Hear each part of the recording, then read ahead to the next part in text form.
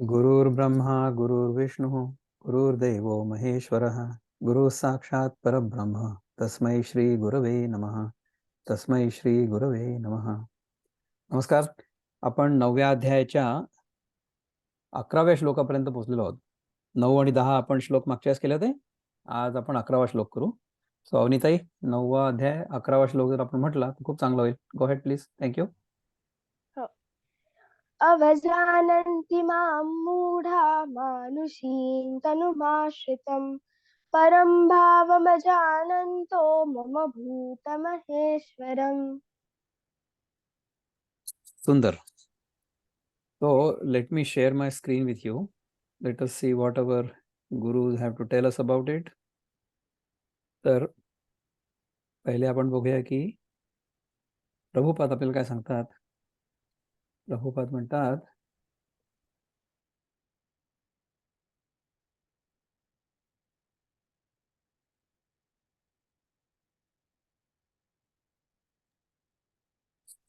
अवजानन्ति मां मूढा मानुषीं तनुमाश्रितं परं भावमजानन्तो मम भूतमहेश्वरम्. वाह. Fools deride me when I descend in the human form. जेव्हा मी अवतार घेतो तेव्हा लोक माझी निंदा करतात म्हणा किंवा मला तुच्छ लेखतात. They do not know my transcendental nature as the supreme lord of all that be. त्यांना माझं जे परास्वरूप आहे, म्हणजे ह्या मायेच्या जगताच्या मागचं किंवा पलीकडचं जे स्वरूप आहे ते त्यांना कळत नाही. त्यांना समजत नाही किंवा समजलेलं नसतं. म्हणून ते माझ्याकडे तुच्छ भावनेने, हीन भावनेने बघतात आणि मला ओळखत नाहीत. मज मानव रूपात तुच्छत्वे मूढ देखती नेणूनी थोरले रूप जे माझे विश्वचालक. हा 11वा श्लोक आहे. विनोबांनी मराठीमध्ये आपल्याला त्याचं भाषांतर करून सांगितलेलं आहे. मज मानव रूपात तुच्छत्वे मूढ देखती. जे मूढ आहेत, म्हणजे ज्यांना कळत नाही की ते स्वतः कोण आहेत, त्यांनी स्वतःला भलतं समजून घेतलेलं आहे, ते माझ्याकडे म्हणजे सुप्रीम कॉन्शियसनेसकडे तुच्छत्वे देखती, त्याच्याकडे आपलं लक्षच नसतं, नाही का. नेणूनी थोरले रूप. नेणूनी म्हणजे न जाणता. जाणीव आणि नेणीव या दोन वेगळ्या गोष्टी आहेत, म्हणजे ऑपोजिट्स. जाणीव म्हणजे अवेअरनेस आणि नेणीव म्हणजे अनअवेअरनेस. नेणूनी म्हणजे अनअवेअरनेस मध्ये, थोरले रूप म्हणजे या आपल्या दृश्य जगताच्या पलीकडचं रूप जे आहे ते, जे माझं विश्वचालकाचं रूप आहे ते लोकांना दिसत नाही किंवा त्यांना माहितीच नाही आहे. याच्यासाठी आपले जे बंधू आहेत किशोरजी, ते काय म्हणतात ते बघूया. मुक्त छंदामध्ये काय म्हणतात. मी धारण केले मानव देहासी म्हणूनी मूढ दुर्लक्षिती मजसी मी असे प्रत्यक्ष परमेश्वर जरी अज्ञ जनते न ओळखती तरी. बघा, मी मानव देहासी जेव्हा धारण करतो तेव्हा लोक मला माझ्याकडे बघून दुर्लक्ष करतात. त्यांना असं वाटतं की अरे हा तर आपल्यासारखा माणूस आहे, आपल्यासारखा दिसतोय, हा कुठला देव आला. समजा आपल्यासमोर देव आला तर आपण त्याला काय म्हणू की तुझं आयडेंटिटी कार्ड कुठे आहे, आधार कार्ड कुठे आहे, असं म्हणू ना. असं आहे. वृत्तबद्धामध्ये काय म्हणतात की असे मी जगी या शरीराधरोनी न मानी मला तो असे मूर्ख जाणी न जाणीत माझ्याची भावासी श्रेष्ठ नियंता असे जो जीवांचा समस्त. मी या शरीराला धरून जेव्हा येतो तेव्हा जे मूर्ख असतात ते मला मानत नाहीत, नाही का. ते माझ्या श्रेष्ठ भावाला जाणत नाहीत. नियंता असे जो जीवांचा समजतं. मी सगळ्यांचा नियंता असून सुद्धा मला ते ओळखत नाहीत, असं होतं. ज्ञानेश्वर महाराज काय म्हणतात बघूया. Then will contemplate. ठीक आहे. ज्ञानेश्वर महाराज म्हणतात 11व्या श्लोकामध्ये, माझे उत्कृष्ट स्वरूप न जाणणारे मूढ सर्व भूतांचा ईश्वर असलेल्या पण सांप्रत मानव देह धारण करणाऱ्या मला मनुष्य समजून मनुष्य धर्म माझ्यावर आरोपित करून माझी अवहेलना करतात. जेव्हा कृष्ण होता ना, कृष्ण रूपामध्ये, तेव्हा दुर्योधन, दुःशासन, कंस धृतराष्ट्र हे लोक त्याला देव थोडी समजायचे. ते त्याला असं समजायचे की हा यांचा कझिन आहे, असं समजायचे. पण नंतर जेव्हा खरंच त्यांनी भगवंतानी आपलं, इवन अर्जुन त्याला सखा, आपला भाऊ असं समजायचं ना. जेव्हा विश्वरूप दाखवलं तेव्हा त्याला कळलं की अरे हा खरं भगवंताचा अवतार आहे, है ना. किंबहुना भवा बिहाया आणि साचे चाड आथी जरी मिया तरी तू गा उपपत्ती इया जतन कीजे. फार काय सांगावं. जर तुम्ही या संसाराला भीत असाल आणि माझ्या स्वरूप प्राप्तीविषयी तुम्हाला खरी इच्छा असेल तर आम्ही हे सांगितलेले विचार तुम्ही ध्यानात ठेवा. हे आपल्याला ज्ञानेश्वर महाराज समजावून सांगतायत. कुठले, ह्याच्या आधीचा विचार कुठला होता? ह्याच्या आधीचा विचार हा होता की वक्तृत्वाच्या जोरावर कित्येक आपापल्या प्रतिपादनाने स्वतःच्या अनुभवाचे डोळे उगीच झाकण्यास लावतात. आपण आपल्याला फसवतात. मग खऱ्या बोधाची वेळ आली म्हणजे बोध असतानाही तो होत नाही, असं आहे ना. तर आपल्याला जेव्हा आपल्या खऱ्या स्वरूपाचा बोध होतो तेव्हा आपल्या मनातल्या शंका सगळ्या फिटून जातात. परंतु त्याच्याकडे आपलं आपलं लक्ष पण नाही आणि आपला रस पण नाही त्याच्यामध्ये. त्याच्यामुळे आपल्याला ते समजा मूर्त स्वरूपात आलं, जे सत्य आहे ते मूर्त स्वरूपात आलं म्हणजे काय, अवतार घेतला त्यांनी, कृष्ण रूपामध्ये आपल्या समोर आलं, तर आपण त्याला खरं मानत नाही, नाही का. जर तुम्ही या संसाराला भीत असाल आणि माझ्या स्वरूप प्राप्तीविषयी जर तुम्हाला खरी इच्छा असेल, असं कृष्ण सांगतो कोणाला, अर्जुनाला, तर आम्ही हे सांगितलेले विचार तुम्ही ध्यानात ठेवा. कुठले विचार ध्यानात ठेवा आता सांगणार आहेत. एरहवी दिठी वेधली कवळे, तै चांदणिया ते म्हणे पिवळे, तेवी माझ्या स्वरूपी निर्मळे देखती दोष. नाहीतर ज्याप्रमाणे काविळीने व्यापलेली दृष्टी चांदण्याला पिवळं समजते, त्याप्रमाणे माझ्या शुद्ध स्वरूपात दोष पाहाल. म्हणजे कसं आहे की आपल्याला जर काळी झालेली असली ना तर आपल्याला सगळीकडे पिवळच दिसतं. म्हणजे पांढऱ्या रंगामध्ये सुद्धा आपल्याला पिवळा दिसतो, कारण की आपले डोळे पिवळे झालेत. आपण जर पिवळ्या रंगाचा चष्मा चढवला तर आपल्याला सगळं पिवळं दिसेल ना. याच्यामध्ये एक रामायणातली कथा आहे की हनुमान जेव्हा सीतेला बघायला गेले अशोक वाटिकेमध्ये, तेव्हा त्यांना तिथे असलेली सगळी फुलं लाल दिसली होती. आणि रामायणाबद्दल जेव्हा रामदास स्वामी त्यांच्या शिष्यांना ही कथा सांगत होते तेव्हा मारुती राय तिथे अदृश्य रूपामध्ये येऊन बसलेले होते. तर जेव्हा रामदास स्वामींनी असं सांगितलं की हनुमंत जेव्हा अशोक वाटिकेत गेले तेव्हा तिथे असंख्य पांढरी फुलं लागलेली होती.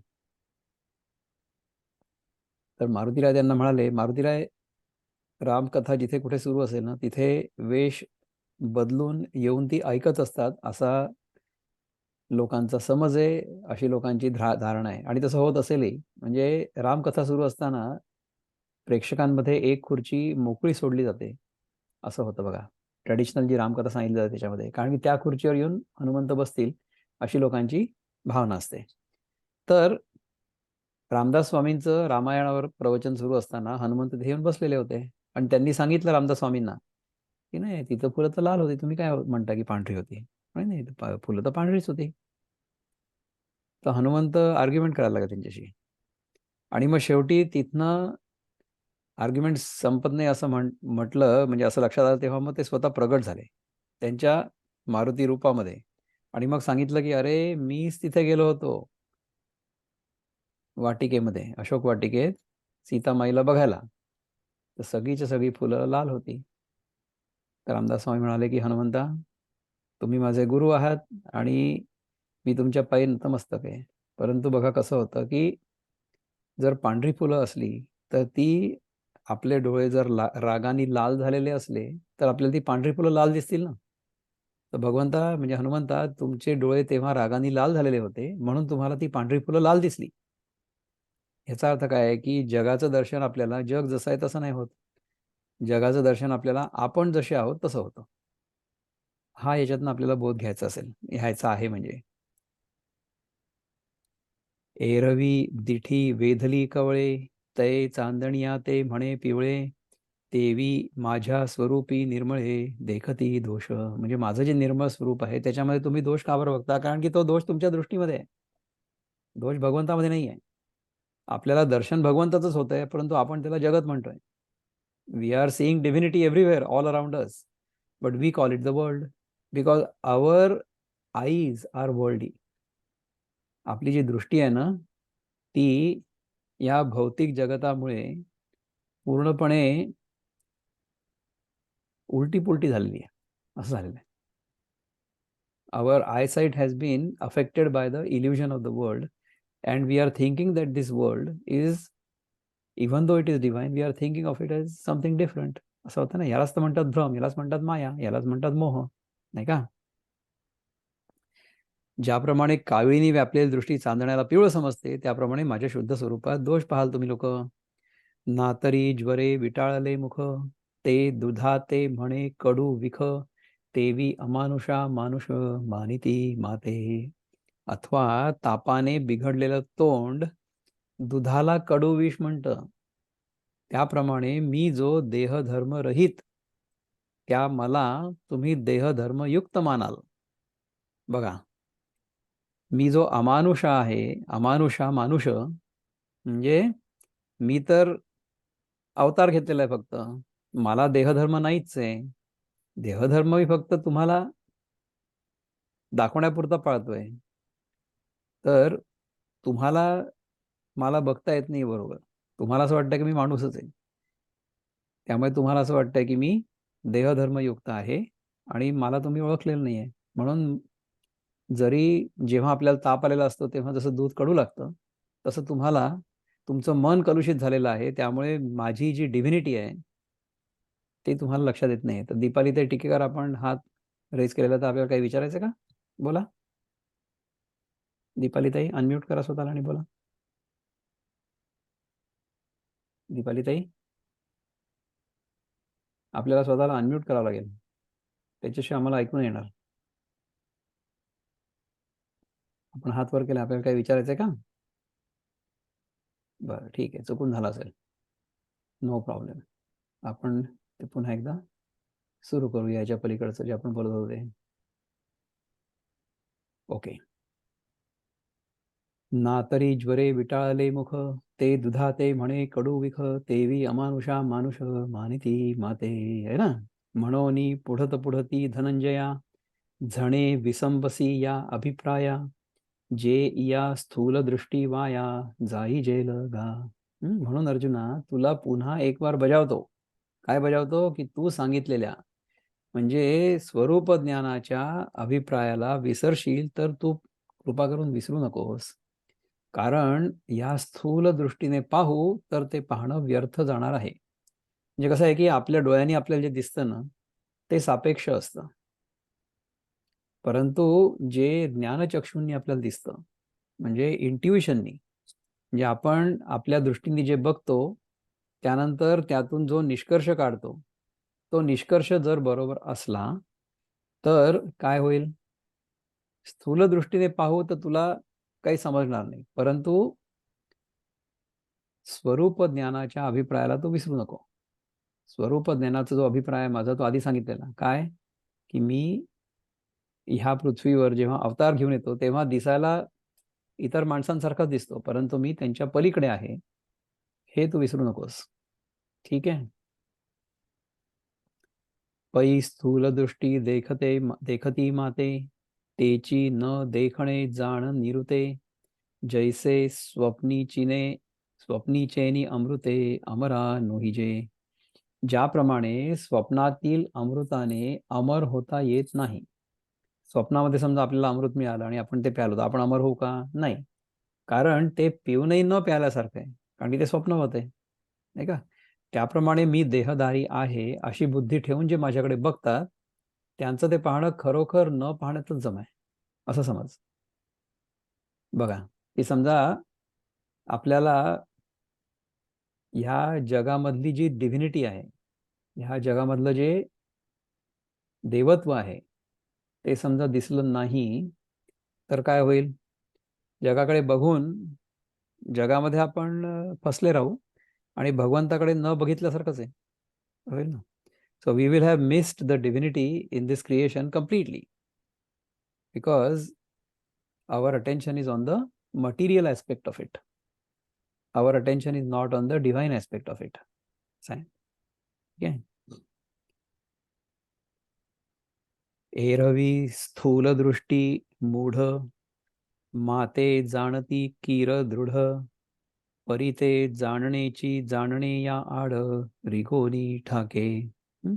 एरवी मी स्थूल आहे अशा दृष्टीने माझ्याकडे पाहणारे जे मूर्ख लोक ते आपल्या समजुतीप्रमाणे जाणतात, हे खरं आहे.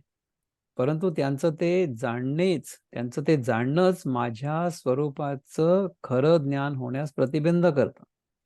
म्हणजे जर आपल्याला हे जगाच्या दृष्टिकोनातनं किंवा as an objective truth, if we understand it, if we interact with it in that manner, then we will miss the truth.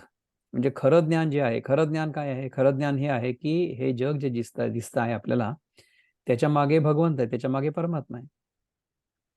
आणि खरं तर तो परमात्माच या जगाच्या रूपाने आपल्याला दिसतोय, परंतु आपण त्याला परमात्मा न म्हणता जग म्हणतोय, कारण की आपल्याला ह्या जगाच्या अपिअरन्सनी खूप मोहित केलेलं आहे. So we are totally infatuated with and deluded with the appearance of this world, असं आहे. ठीक आहे ना. जैसा नक्षत्राची आभासा साठी घातू झाला तया हसा माझी रत्नबुद्धीची आशा रिगोनिया. याच्या आधी मी तुम्हाला ह्याच्या आधीच्या श्लोकावर आणखीन एक गोष्ट सांगतो जी मला मनात आली आता. माझ्या स्वरूपाचं खरं ज्ञान होण्यास प्रतिबंध करतं. कसं प्रतिबंध करतं पहा, की आपल्याला जितक्या जास्त गोष्टी माहिती असतात ना, इनफॅक्ट ज्ञानेश्वर महाराज स्वतःच म्हणतात दुसऱ्या एका ग्रंथामध्ये की ज्ञान जे आहे ना ते बंधनकारक आहे. तर कुठलं ज्ञान बंधनकारक आहे? जे अनात्म स्वरूपाचं ज्ञान आहे ते बंधनकारक आहे.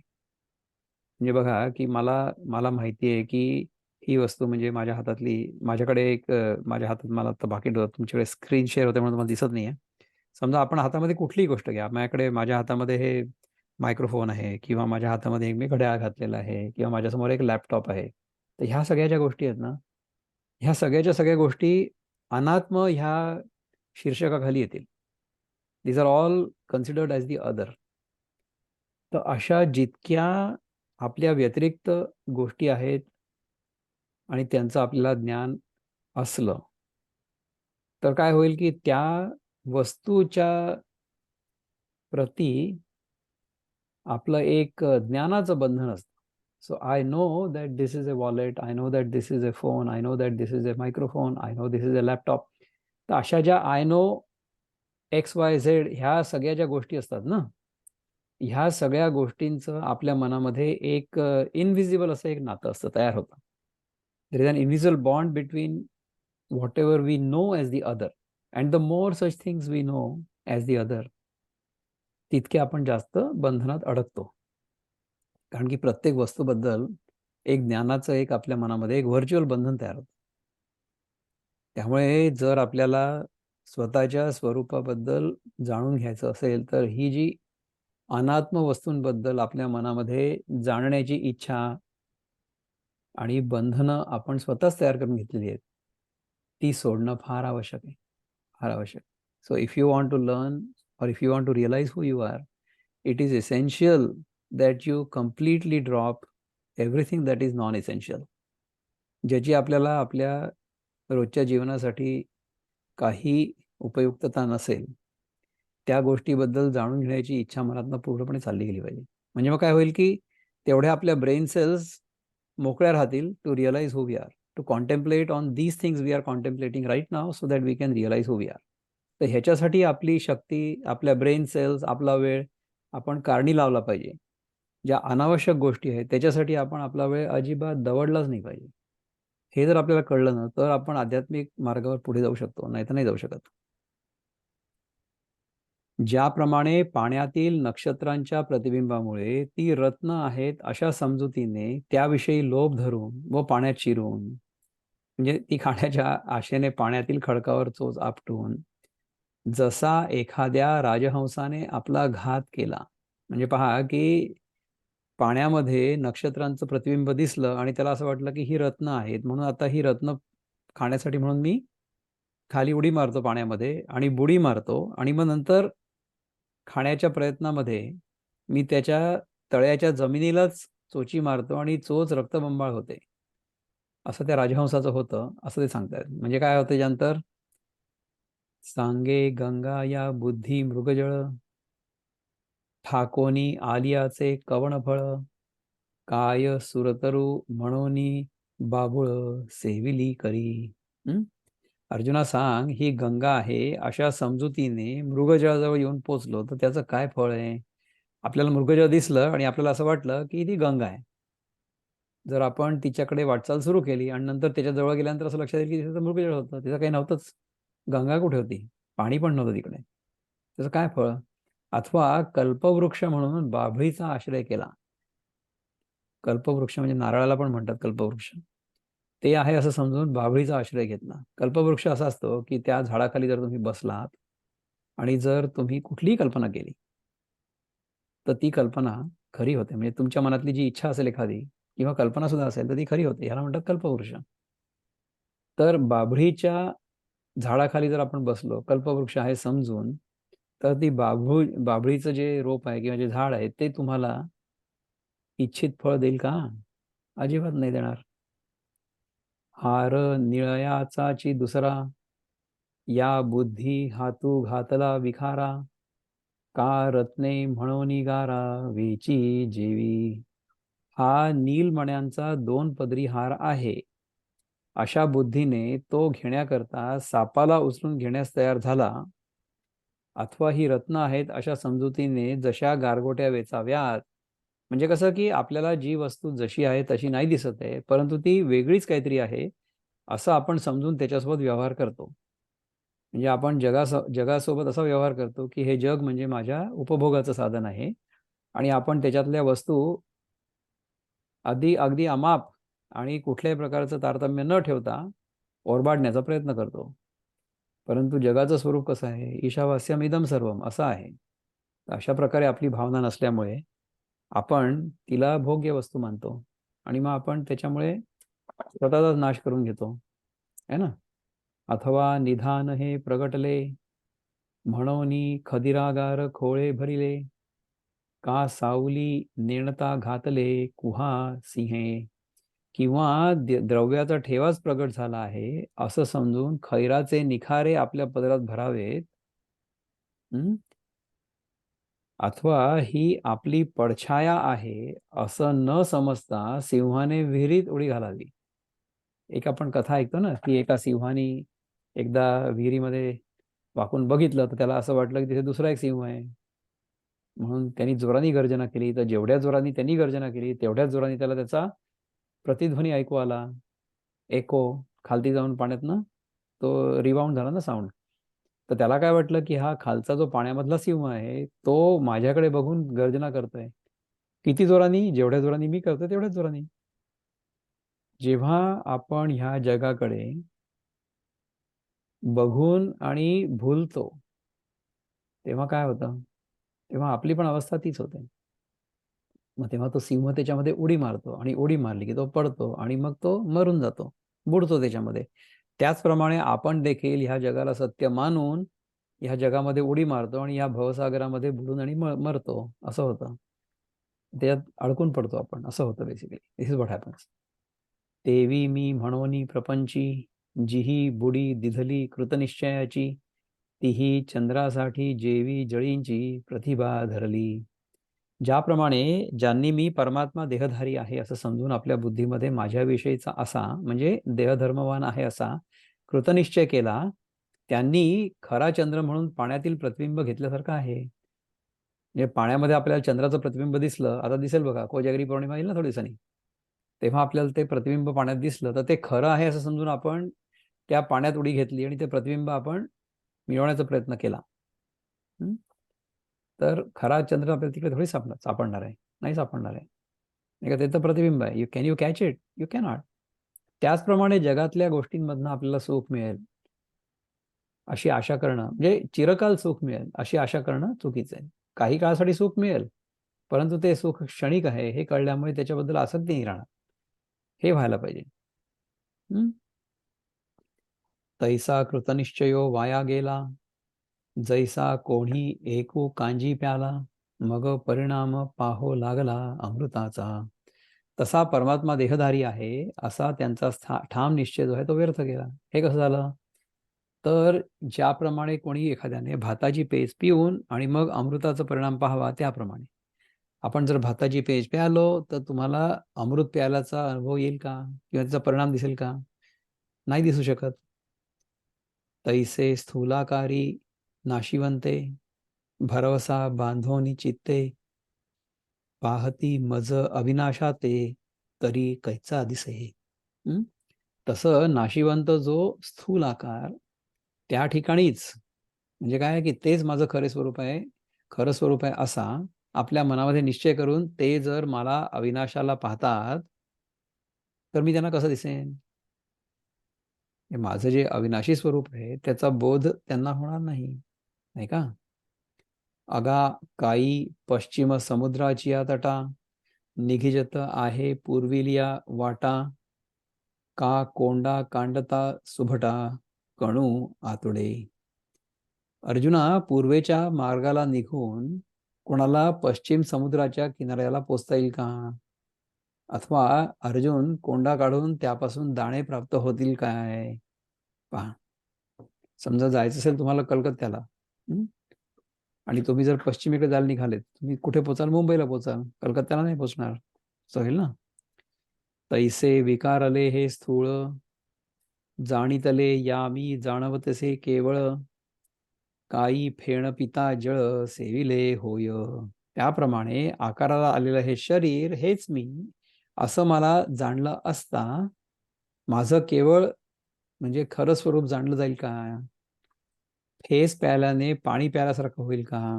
फेस प्यायलं तर पाणी प्यायल्यासारखं अजिबात नाही होऊ शकत, कारण की फक्त हवाच जाईल ना, पाणी कुठे जाईल, नाही का? म्हणोनी मोहिलेनी मनोधर्मे, हेची मी मानुनी संभ्रमे, मग येथीची जिये जन्मकर्मे, ये मजची म्हणती. म्हणून मोहित झालेल्या मनोवृत्तीने हे स्थूल शरीरच मी म्हणजे परमात्मा आहे असं मानून मग या देहाची जी जन्मादी कर्म ती माझ्यावर लादतात. म्हणजे आपल्याला जो काही अनुभव येतो ना मनुष्य जीवनाचा, तोच अनुभव आपण त्या भगवंतावर सुपरइम्पोज करतो किंवा अवतारावर सुपरइम्पोज करतो. परंतु तुम्ही जर बघितलं तर तो कृष्णाचा जो अवतार होता ना, त्याच्यामध्ये लहानपणापासून ते शेवटपर्यंत अनेक प्रकारचे चमत्कार घडले. त्या सगळ्या चमत्कारांची कथा आपल्याला माहिती आहे, नाही का? म्हणजे लहानपणी एकतर ज्या दिवशी जन्म झाला त्याच दिवशी त्याचे वडील त्याला यशोदेकडे घेऊन गेले आणि मध्ये यमुनेला पूर आला होता. परंतु त्या पुराच्या पाण्याला भगवंताचे पाय लागले, त्याच्यासोबत त्याचबरोबर ते पाणी उतरलं खाली आणि त्याच्या वडिलांना इकडून तिकडे जाण्याची वाट सोपी झाली, असं झालं. हा पहिला चमत्कार होता. First day first show. पहिल्याच दिवशी हा चमत्कार केला. नंतर मग यशोदेच्या घरात राहत असताना अनेक प्रकारचे चमत्कार केले. तर ह्याप्रमाणे आपण त्याला समजलेलो नाही आहे, म्हणून आपण त्याला देहधारी आहे असं मानतो, परमात्मा आहे असं आपण त्याला मानत नाही, होतं ना? मग या देहाची जी जन्मादी कर्मे ती माझ्यावर लागतात, असं आहे. मग आपल्याला असं वाटतं की ह्याचा जन्म झाला, मग ह्याचा मृत्यू झाला, मग असं काहीच नसतं. आणि हे सगळं आपल्या स्वतःच्या बाबतीत पण लागू आहे. आपली जी प्युअर अवेअरनेस आहे, आपल्या स्वतःबद्दलची जाणीव, त्याच्यामध्ये जन्म मृत्यू किंवा बदल कुठे घडतो? अजिबात नाही घडत. येतुलेनी अनामा नाम, मज अक्रियासी कर्म, विदेहासी देहधर्म आरोपिती. तर याच्या आधीच आपण श्लोक घेतला होता का? म्हणून मोहित झालेल्या मनोवृत्तीने हे स्थूल शरीरच मी म्हणजे परमात्मा आहे असं मानून मग या देहाची जी जन्मादी कर्म ती माझ्यावर लादतात. ठीक आहे. आणि एवढ्यामुळे नाव नसलेल्या मला ते नाव देतात. बघा, मला काय म्हणजे शुद्ध चैतन्याला नाव कुठे आहे? परंतु देहरूपाने आल्यानंतर मग त्याला नाव दिलं जातं. आपल्याला पण नाव दिलं जातं ना देहरूपाने आल्यामुळे. वस्तुतः मी क्रियाशून्य असून मी क्रिया करतो असं म्हणतात आणि देहादी मर्यादेने रहित असलेल्या मला जन्म मरणाधिक जे देहधर्म त्याचा संबंध लावतात. म्हणजे माझा पण जन्म झाला होता आणि मी पण वाढलो, नंतर मग माझा पण मृत्यू झाला, हे सगळं माझ्यावर अध्यारोपित केलं जातं, माझ्यावर लादलं जातं. मज आकार शून्य आकारो निरुपाधिका उपचारो मज विधिवर्जिता व्यवहारू आचाराधिक. जो मी निराकार आहे त्या मला आकार आहे असं ते मानतात आणि देहरहित जो मी त्या मला पूजेचे उपचार अर्पण करतात. शास्त्र मर्यादेचं बंधन नसलेल्या मला आचाराधिक व्यवहार लावतात. म्हणजे आपणच त्या अवताराला अवतार न समजता मनुष्य समजायचं आणि मग आपल्या मनामध्ये जे सगळ्या प्रकारची बंधनं असतात किंवा जशा प्रकारे आपण लोकांनी वागावं असं मानत असतो त्याप्रमाणे तो भगवंत जरी अवतार असला तरी सुद्धा त्यांनी ते वागावं तसं वागावं अशी अपेक्षा करतो. मज वर्णहीना वर्णू गुणातीतासी गुणू मग मज आचरणा चरणू अचरणा चरणू आपणीय अपाणिया पाणी. ब्राह्मणादी जातींच्या पलीकडे असणाऱ्या मला एका विशिष्ट जातीचं समजतात. बघा, किती चुकीच्या पद्धतीने आपण ह्या जगाचं किंवा त्या जगाच्या मागचा जो नियंता आहे त्याचं दर्शन करतो, नाही का? पाय नसताना माझ्या ठिकाणी पायांची कल्पना करतात. त्याचप्रमाणे हातांच्या कल्पनेत माझ्या ठिकाणी जागा नसूनही ह्या अवयवाची हात या अवयवाची कल्पना करतात. म्हणजे ह्या सगळ्या गोष्टी निर्गुण निराकार जरी असल्या, म्हणजे भगवंत स्वतः निर्गुण निराकार आहे, परंतु तो जेव्हा सगुण साकार रूप घेतो, अवतार घेतो, तेव्हा मग आपण काय करतो की त्याचं जे निर्गुण निराकार रूप आहे ते पूर्णपणे विसरून जातो आणि सगुण साकार रूपामध्येच फक्त अडकतो. होतं ना? मज अमेया मान सर्वगतासी स्थान जैसे सेजे माझी वन निदेला देखे. मोजता न येण्या इतकं माझं स्वरूप अमर्याद आहे, परंतु मलाही मर्यादेत घालतात. मी खरोखर सर्व ठिकाणी असूनही मला एखादं ठिकाण कल्पितात. ज्याप्रमाणे निजलेला मनुष्य स्वप्नात आपल्या अमृत अंथरुणावर अरण्य पाहतो त्याप्रमाणे काय तैसे अश्रवणा श्रोत्र मज अचक्षुषी नेत्र अगोत्रा गोत्र अरूपा रूप. त्याचप्रमाणे कान वगैरेंचा संबंध माझ्या ठिकाणी नसताना कानाची कल्पना करतात. डोळ्यांचा संबंध माझ्या ठिकाणी नसतानाही डोळे कल्पितात आणि कोणत्याही नात्याचा संबंध नसताना नातेवाईकांची कल्पना करतात. मी काळा गोरा वगैरे नसतानाही तसल्या रूपाची माझ्या ठिकाणी कल्पना करतो.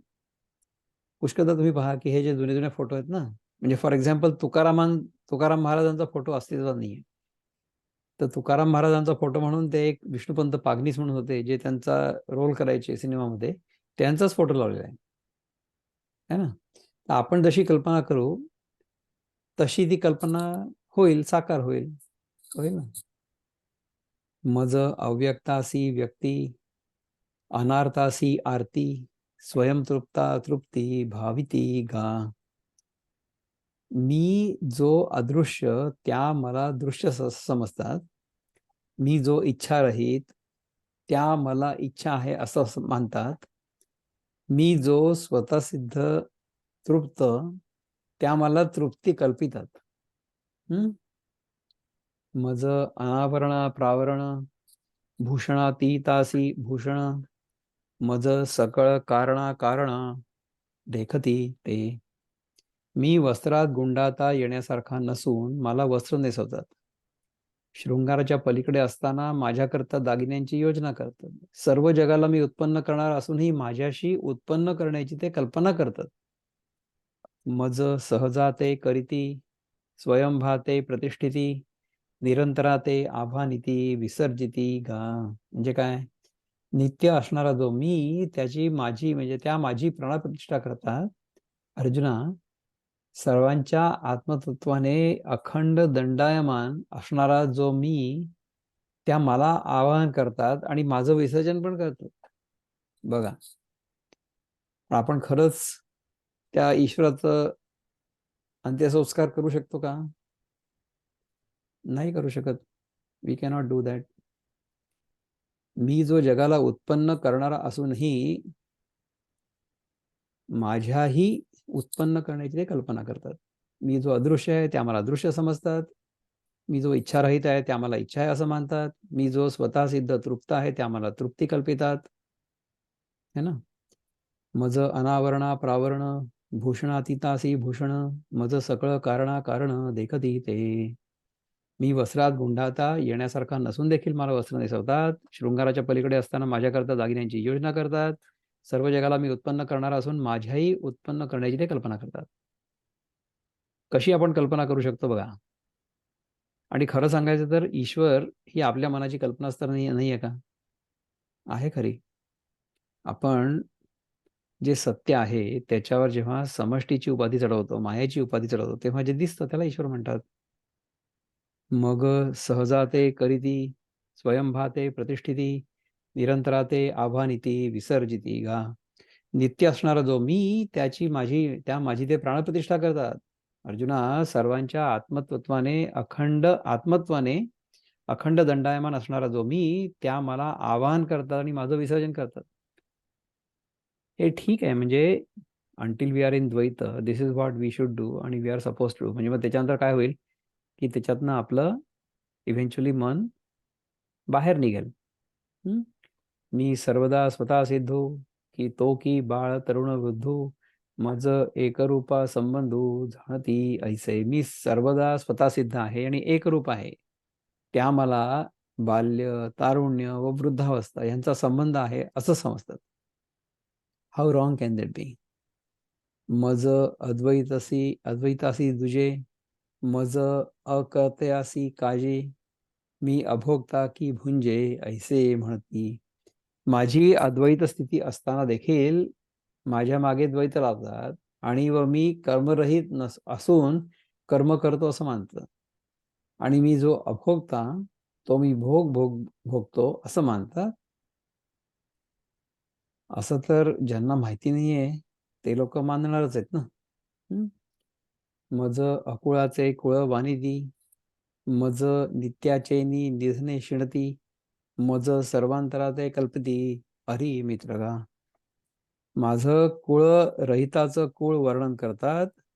मी जो नित्य त्या माझ्या मरणाने दुःखी होतात अर्जुना. मी सर्वांच्या अंतर्यामी असणारा त्या मला शत्रुमित्र आहेत असं मानतात. म्हणजे श्रीकृष्णाला दुर्योधन दुःशासन शत्रू मानायचे आणि अर्जुन त्याला मित्र मानायचा. तर कसं असतं की आपण शत्रू आणि मित्र कोणाला निवडावं हे आपल्यावर असतं. So if we can discriminate and use the proper choice, you will be much better off.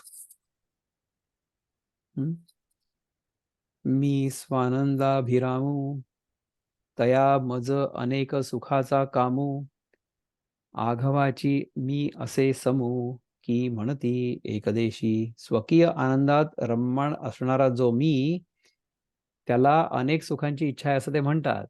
मी सगळीकडे सारखा व्यापलेला असून सुद्धा मला एका ठिकाणी आहे व दुसऱ्या ठिकाणी नाही असं मानतात. म्हणजे काय की वस्तूमध्ये अडकवलं भगवंताला, नाही का?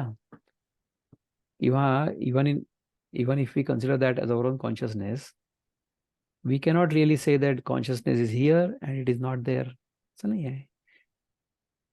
हिअर आणि देअर आर इल्युजन्स. इथे आणि तिथे हीच माया आहे. हीच माया आहे. बघा, मी आत्मा एक चराचरी म्हणती एकाचा कैपक्ष करी आणि कोपोनी एका ते मारी हेची वाढविती. मी स्थावर जंगमाचा एकच असा आत्मा असता मी एकाचा कैवार घेतो असं म्हणतात आणि रागावून एकाला मारतो हेच जगात प्रसिद्ध करतात. म्हणजे भगवंताचा जो अवतार आहे त्यांनी अर्जुनाची मदत केली आणि दुर्योधन दुःशासनांना संपवलं. तर अशा प्रकारे जेव्हा आपण द्वैतामध्ये भगवंताचा अवतार कार्य करतो बघतो तेव्हा आपण असं म्हणू शकतो ना की तू एकाची बाजू घेतली आणि दुसऱ्याची नाही घेतली. किंबहुना ऐसे समस्त जे हे मानुष धर्म प्राकृत तयाची नाव मी ऐसे विपरीत ज्ञान तयांचे. फार काय सांगावं, असे हे जे मनुष्याचे सामान्य धर्म, तेच सर्व धर्म माझ्या ठिकाणी आहेत, असं त्या अज्ञानी लोकांचं विपरीत ज्ञान असतं. मी जरी भगवंताचा म्हणजे मी जरी अवतार असलो सत्याचा, ब्रह्माचा, विष्णूचा, तरी सुद्धा मी सीमित परिमित आहे, असं त्या अज्ञानी लोकांचं विपरीत ज्ञान असतं.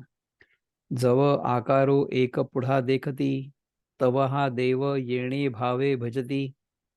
मग तोची विघळलिया टाकती, नाही म्हणूनी. जेव्हा एखादी मूर्ती आपल्या पुढे पाहतात, त्यावेळेला ती मूर्ती हाच देव आहे अशा समजुतीने तिची भक्ती करतात, आणि मग तीच मूर्ती भंगली की हा परमात्मा नाही असं समजून पूजा करण्याचं थांबवतात. जर तुम्ही त्या मूर्तीमध्ये, जर तुम्ही जड वस्तूमध्ये अडकलेले असाल, तर तुमचं असं होणारच आहे केव्हा ना केव्हा तरी. माते येणे येणे प्रकारे, जाणती मनुष्य ऐसेनी आकारे. म्हणोनी ज्ञानची ते अंधारे, ज्ञानसी करी. अशा अशा प्रकारांनी आकारावरून इतर देहधाऱ्यांसारखाच मी एक मनुष्य आहे असं समजतात. म्हणून त्यांचे विपरीत ज्ञान माझ्या शुद्ध स्वरूपाच्या यथार्थ ज्ञानाला झाकून टाकते. बघा, अशा अशा प्रकारांनी आकारावरून इतर देहधाऱ्यांसारखाच मी एक मनुष्य आहे असं समजतात. हे नाही समजायचं आपल्याला. म्हणून त्यांचं ते विपरीत ज्ञान आपल्याला शुद्ध स्वरूपाच्या यथार्थ ज्ञानाला झाकून टाकतं. अशा प्रकारे आपण हा 11वा श्लोक आज बघितला. याच्यावर जर काही कोणाला चिंतन करायचं असेल तर आपण करू शकता. 11व्या श्लोकावर किती ओव्या होत्या? आपल्याला त्या तेवढ्या ओव्या वाचून घ्यायला आणि समजून घ्यायला ऑलमोस्ट 40 मिनिट लागले आता, नाही का? हर्षद बेहरे, गो हेड प्लीज, अनम्यूट युअरसेल्फ. नमस्कार दादा, सगळ्यांना हो. नमस्कार. येस. खूपच चांगलं विवेचन झालं दादा, आणि खूपच वेगवेगळे दृष्टांत ज्ञानोबांनी दिले आपल्याला याच्यामध्ये. पहा ना. मला एक थोडा वेगळा प्रश्न विचारायचा होता, की आता म्हणजे हे सगळं आपण मनुष्य आहोत म्हणून समजून घेऊ शकतो, किंवा आपण समजून घेऊ शकतो म्हणजे कदाचित आपल्याला ते थोडंफार कळू शकतं. पण आपण सोडता ह्याच्यामध्ये अनेक वेगवेगळ्या प्रकारचे सजीव आहेत, जेव्हा प्राणी मात्र आहेत किंवा इतर काही गोष्टी आहेत. तर मग त्यांच्याकरता हे काही लागू होऊ शकत नाही, किंवा त्यांना त्यांना हे काही समजू शकत नाही का त्यांना परत पुनर्जन्म घेऊन मग शेवटी मनुष्याप्रत ते आले तरच त्यांना हे कळू शकतं, असं काही आहे का याच्यामध्ये? खरंय.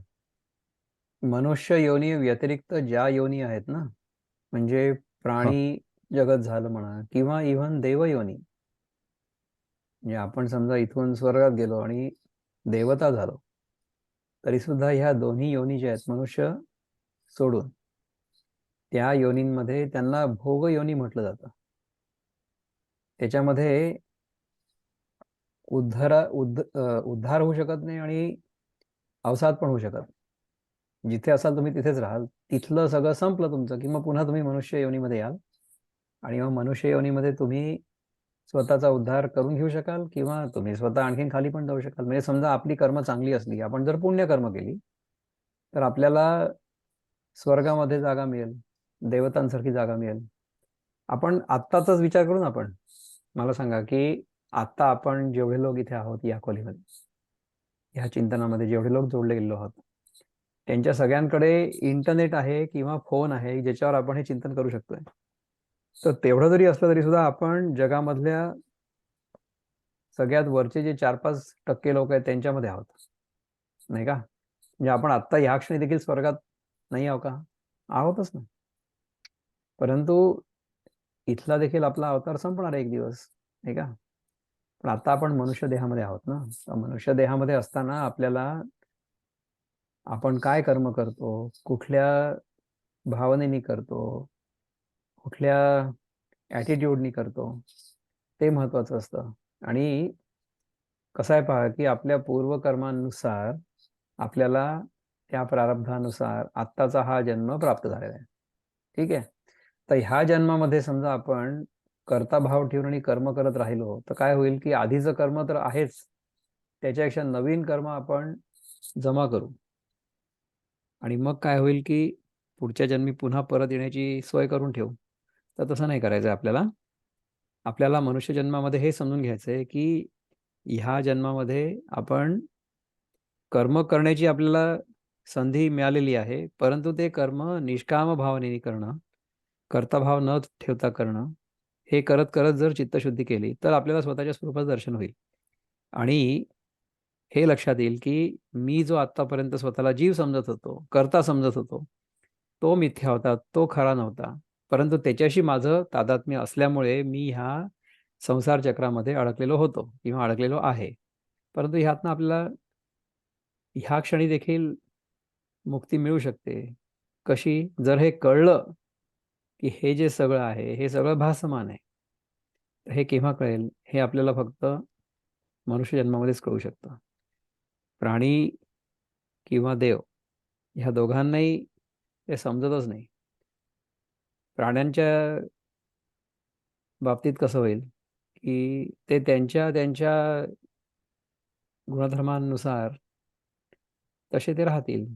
म्हणजे कसं की आपण समजा बघितलं प्राणी जगताकडे, तर एखादी गाय जी असेल ती एखादा ससा मारून नाही खाणार, किंवा एखादा सिंह जर असेल किंवा वाघ असेल तर तो प्राणी मारूनच खाईल, तो काही गवत नाही खाणार.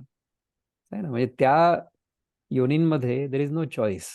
दे will live according to however nature has program them. निसर्गाने ज्याप्रमाणे त्यांची रचना केली असेल त्याप्रमाणे ते राहतील. परंतु मनुष्य जन्मामध्ये देर इज अ चॉईस. तेव्हा आपल्याला हे समजून घ्यायचं आहे की मनुष्य जन्मामध्ये जर आपण जाणून कर्म केलं, म्हणजे की कर्ताभाव न ठेवता कर्म केलं, तर आपल्याला याच्या पलीकडे जाता येऊ शकतं. तर प्रश्नाचं उत्तर हे आहे की मनुष्य योनीमध्येच, मनुष्य जन्मामध्येच आपल्याला हा बोध होणं शक्य आहे, इतर योनीमध्ये नाही. त्यामुळे आता आपल्याला जी संधी मिळाली आहे तिचा आपण वापर करायला पाहिजे. दिस इज अ गोल्डन ऑपॉर्च्युनिटी. सुवर्ण संधी आहे आपल्याला, का असं आहे. अनाघाताई, आपल्याला काही बोलायचं आहे का? Harshad, does that make sense? हो, नक्कीच दादा. म्हणजे इतर प्राणी मात्र निसर्गाचे नियम न तोडता निसर्गाच्या नियमाप्रमाणे वागतात. पण ते जे काही म्हणजे आपण म्हणतो की त्यांची जी पूर्वकर्म आहेत, तर ती जोपर्यंत पूर्ण होत नाहीत तोपर्यंत त्यांना काहीच पर्याय नसतो. त्यांना तर तसंच ते त्यांना कंटिन्यू करावं लागतं पुढे. प्रश्नच नाही. पण ओके, ओके. आणि आपल्याकडे ते तो ते पर्याय नियम आहे. मोडू शकत नाही. They are program not to. In fact आपण जर ओके, बघितलं निसर्गाकडे ना, तर इतर प्राणी त्यांचे नियम मोडतच नाहीत. Okay. They with or without choice they act according to their own dharma. त्यामुळे ती भोग योनीच आहे. तुम्हाला ते तेवढा अनुभव आल्यानंतर, मग त्या योनीतून पलीकडे गेल्यानंतर मग तुम्हाला दुसऱ्या शरीरामध्ये जन्म मिळू शकतो. आणि मग त्याच्यानंतर जेव्हा असं पूर्ण फिरत फिरत असं म्हणतात की 84 लक्ष योनी आहेत, मग त्यांच्यातनं फिरून आल्यानंतर पुन्हा मनुष्य जन्म मिळतो. तर ते खरं असेल किंवा नसेल, आत्ता आपण मनुष्य जन्मात आहोत ना, मनुष्य योनीत आहोत ना, आणि आपल्याला हे शिकता येणं किंवा समजता येणं शक्य आहे ना, तर मग हे का नाही करायचं आत्ता? हे जर आत्ता केलं तर फार बरं होईल. आणि ज्या क्षणी हे कळतं ना आपल्याला, हर्षद, हम्म. की बाहेर जे आपल्याला जे काही दिसतंय, जे आपण अनात्म रूपाने बघतो आहोत, ते सगळंच्या सगळं आभासात्मक आहे. हे ज्या क्षणी कळतं त्या क्षणी टोटल फ्रीडम. त्या क्षणी लक्षात येतं की अरे, मी बंधनात तर कधीच नव्हतो. बंधनात आहे असं मी मानलेलं होतं. ह्या जगाला मी खरं मानत होतो फक्त आत्तापर्यंत. तर ह्याचा अर्थ हा आहे का की हे जग नष्ट होऊन जाईल आपल्या अनुभवात? जग नष्ट नाही होणार. आपण काय करू की ह्या जगातले जे नियम आहेत ना, ते नियम आपण नेहमी पाळू. परंतु त्याचा कर्ता भाव आपल्या मनामध्ये ठेवणार नाही. हे कर्म मी करतोय असं मी नाही म्हणणार कधीच. हे कर्म आपल्या हातून घडतं, निसर्गाच्या नियमांनुसार घडतं, प्रकृतीच्या गुणांनुसार घडतं. परंतु जाणीवपूर्वक आपण फक्त अशाच प्रकारचं कर्म करू की जे प्रकृतीच्या नियमांना अनुसरून असेल आणि समष्टीच्या कल्याणाकरता असेल. तेच आपण करू फक्त. असं आहे. अनघाते, नक्कीच. होईल, असंच होईल. ह्याच चिंतनात आपण राहायला पाहिजे नेहमी, नाही का? अनघाताई, आपल्याला काही बोलायचं होतं का? आपण व्हिडिओ सुरू केला होता. I thought you wanted to say something. Why don't you say few words, आणि नंतर आपण मग हे चिंतन थांबवू. आतापर्यंत जे झालं ते पटलंय का आपल्याला? Unmute, unmute please. बघा, मी नलिनी बोलतीये. बोला नलिनीताई. हा, म्हणजे मी आता आपण हे सगळं जे ज्ञानेश्वरीतले त्यांचे अर्थ ऐकले, वाचले, इतके पटले की असं वाटतं की का आपण हे असं वेड्यासारखं वागतो ह्या जगात येऊन. पहा ना. खरं की नाही? खरंय. म्हणजे ह्या म्हणजे आता ते म्हणतात की मी म्हणजे जर मी माणूस असलो तरी म्हणे त्या म्हणजे मला माणूस म्हणून मानत नाहीत आणि देव म्हणून तर मुळीच मानत नाहीत आणि उलट माझी निंदा करतात आणि देवळामध्ये जाऊन मात्र मला दागिने घालतात आणि बघा. म्हणजे मला ना इतकं हे पटलं म्हणजे की आता मी इथं आमच्या इथे मंदिरात मी बघते ना, तर ते खरंच म्हणजे असं वाटतं की हे आपण कधी सुधारणार? कधी सुधारणार? हे आपण हे सदानकदा हेच करत राहणार का? पहा ना. म्हणजे हे वाचतो, गीता वाचतो, अनेक लोकांची प्रवचनं होतात, इंटरनेटवर लोकं बघतात, ऐकतात. पण ह्या वृत्तीतून ही वृत्ती संपतच नाही आपली.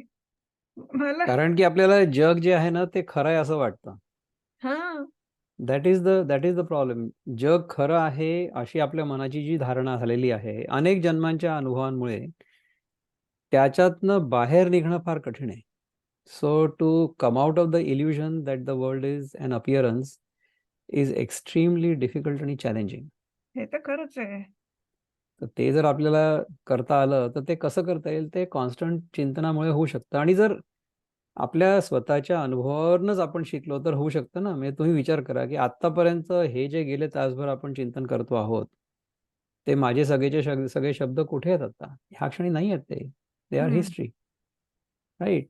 तर आपल्या समोरनं हे दृश्य जगत जे आहे ना, ते असं रॅपिडली बदलत राहतं, बदलत जातं, परंतु आपलं लक्ष त्याच्यावर असतं. त्यामुळे आपल्याला असं वाटतं की आपण हलतोय. की आपली जे हां. रेल्वे गाड्यांचं उदाहरण आहे ना, ते आपण नेहमी लक्षात ठेवायला पाहिजे, की आपण नाही बरोबर. हलत आहे, पलीकडची गाडी हलते. तर हे अवेअरनेस जर नेहमी असलं ना, तर ताई मन खूप शांत राहतं. मन खूप शांत राहतं. पण त्याच्यासाठी हे सारखं चिंतन करणं किंवा सत्संगामध्ये राहणं फार आवश्यक आहे. म्हणून बरोबर. तुम्ही दर वेळेस इथे येता आणि you have been very regular since the very beginning. याच्याबद्दल मला एक तर खूप आनंद पण आहे आणि आपल्याबद्दल फार आदर पण आहे, की हे तुम्हाला आनंद आहे त्याच्यापेक्षा आम्हाला जास्त आनंद आहे. कारण आम्ही घर बसल्या हे सगळं ऐकायला मिळतं आणि हां. थोडं तरी डोक्यामध्ये शिरतं आणि त्याच्यातून जर काही बोध झाला, तर तो करेक्ट. आचरणात आणता येतो. बरोबर आहे. हां, येईलच, येईलच. अजिबात तुम्ही त्याच्याबद्दल हां. काळजीच नका करू. जसं तुम्ही रोज सकाळी आपल्याला भूक लागली की आपण जेवतो ना, पण ते थोड्या वेळाने पचून जातं, मग चाललं जातं, मग पुन्हा जेवावं लागतं. तसंच आहे हे सत्संगाचं आपण ऐकलं की सारखं आपल्याला तेवढ्यापुरतं पटतं, पोटही भरतं. नंतर मग काही दिवसानंतर पुन्हा ते आपण विसरून जातो. मग पुन्हा एकदा येऊन सत्संगामध्ये पोट भरा आणि मग पुन्हा चालू करा. असं करावंच लागतं. हे कंटिन्युअसली करणं, कन्सिस्टंटली करणं हे फार महत्त्वाचं आहे, जरुरीच आवश्यक आहे. आहे हां, सगळ्यांसाठी आपल्याला. अगदी बरोबर. हॅमरिंग अनघाताई, पाहिजे. अनघाताई काय म्हणतायत? बोला. मगापासून त्या वाट बघतात काय बोलायचं. अनम्यूट. नाही, काही नाही, काही नाही. मला ना ह्या सगळ्या गोष्टी खूप पटतात. फक्त मला अजून ते एका बाबतीतलं कन्फ्युजन आहे, की ते जीवात्मा हा काय प्रकार आहे ते काही झेपलं नाहीये अजून. म्हणजे समजायला समजतंय, पण ते ज्याला आपण असं काय म्हणू प्रचिती म्हणू किंवा आय डोंट नो म्हणजे इंटरनली मला ते झेपलेलं नाहीये अजून. जीवात्मा जो आहे तो आपण स्वतःच आहोत. आणि आपण इतर सगळ्या लोकांना पण जीवात्मे आहे असंच मानतो आहोत. जीवात्मा is the superimposition of पंचकोश ऑन द रियालिटी.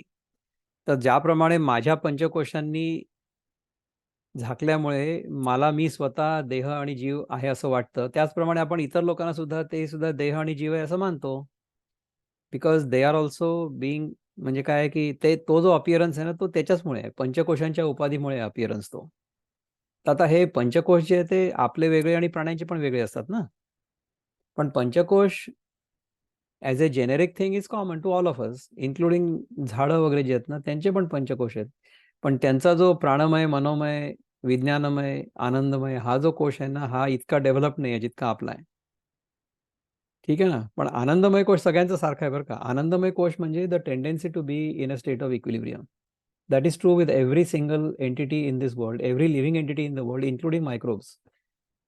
जो सूक्ष्मजीव असतो ना तो देखील he also wants to be in equilibrium at all times. तर हा आनंदमय कोश आहे. Anandamaya kosha is the sense of being at ease, that is common to all of us. आणि बाकीचे जे कोश आहेत ना, अन्नमय कोश सगळ्यांनाच असतो. एका जीवाचं अन्न, आणि आपण काय असतं की काय म्हणतात की एक जीव जो असतो दुसऱ्या जीवावर जगतो ना, तर आपण जे अन्न खातो ते त्या झाडाचा किंवा वृक्षाचा, जीवाचा थोडासा एक भाग असतो ना, त्याच्या अन्नमय कोशाला आपण ग्रहण करतो. जे फळ जे असतं झाडाचं, किंवा आपण ज्या भाज्या वगैरे खातो किंवा अन्न खातो ना, धान्य वगैरे खातो, त्या सगळ्या गोष्टी they happen to be a part of अन्नमय कोश. तर त्या अन्नमय कोशामुळे आपला अन्नमय कोश त्याचं पोषण होतं, असं होतं. तर जे ऑर्गॅनिक मॅटर आहे या जगामधलं, दॅट इज ऑल अन्नमय कोश. ते सगळं कॉमन असतं रे, तसं म्हटलं तर एका दृष्टीने, फक्त ते वेगवेगळं दिसतं. तीच जी माती आहे, ती माती जेव्हा झाडावर असते तेव्हा तिला आपण झाड म्हणतो, ती माती आपल्या शरीरावर असते तेव्हा आपण त्याला मनुष्य म्हणतो. बाकी माती तीच आहे, matter. So all of that matter is basically अन्नमय कोश. तर तो अन्नमय कोश सगळ्यांचा असतोच. आणि बाकीचे जे कोश आहेत, आपला जो प्राणमय कोश पण सगळ्या जीवांमध्ये आहेच, कारण की the energy body will run the material body. पण मनोमय कोश जो आहे ना, तो मनोमय कोश आपला आणि इतर जीवांचा वेगळा असतो. त्याच्यामध्ये आपल्या मनामध्ये जसं मनबुद्धी चित्त अहंकार हे जे डिस्क्रिमिनेटरी फॅकल्टीज आहेत, बुद्धी म्हणजे डिस्क्रिमिनेटिव्ह फॅकल्टी आहे, तर तशा प्रकारची डिस्क्रिमिनेटिव्ह फॅकल्टी इतर जीवांमध्ये नाही आहे. त्यांच्यामध्ये कसं आहे की ती त्यांच्या योनीसाठी जी डिस्क्रिमिनेटरी फॅकल्टी असावी लागते ती त्यांच्यामध्ये उपजतच आहे. म्हणजे जसं सांगितलं की गाय ससा मारून खाणार नाही, किंवा सिंह आणि वाघ गवत खाणार नाही. This is their natural intelligence, but that is pre programmed. They will act according to that pre programming. आपल्या इथे असं नसतं. मनुष्याला मनबुद्धी चित्त अहंकार ह्या चारही गोष्टी असतात, आणि त्याच्यामध्ये they are much more well developed आणि well defined compared with other organisms. मग त्याच्यामुळे मग ती कर्तेपणाची भावना येते.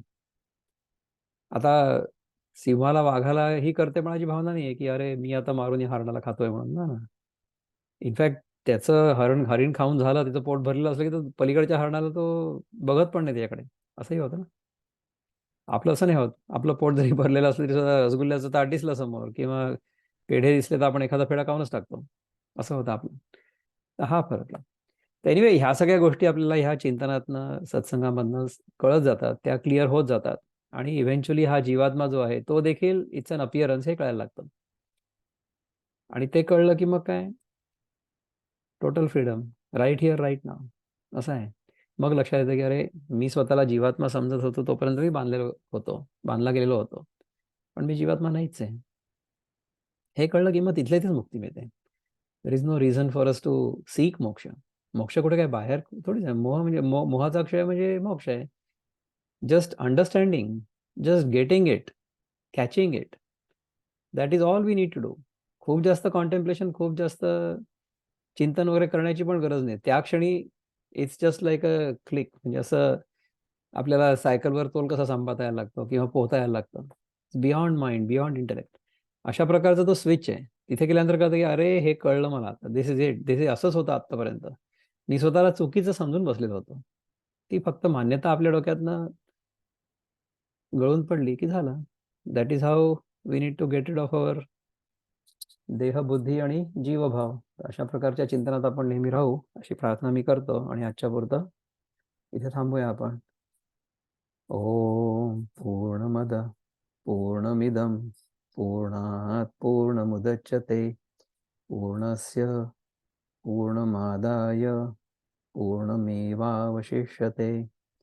ओम शांति शांति शांति. हरि ओम.